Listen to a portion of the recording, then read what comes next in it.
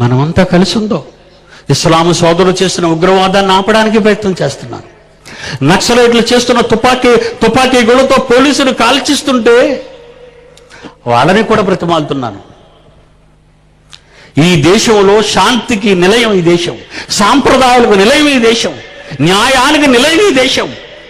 ఈరోజు ప్రపంచ చరిత్రలో భారత చరిత్ర వన్నెకెక్కింది. ఒకడే 100 మందిని చేసుకొని విలాసవంతమైన జీవితాలతో బహుభార్యత్వం కలిగిన ప్రపంచ దేశాలని ఖండిస్తూ భారతదేశంలో రాముడికి ఒకే బాణం, రాముడికి ఒకే సీత అన్న దాన్ని గౌరవించేవాళ్ళం మేమంతే.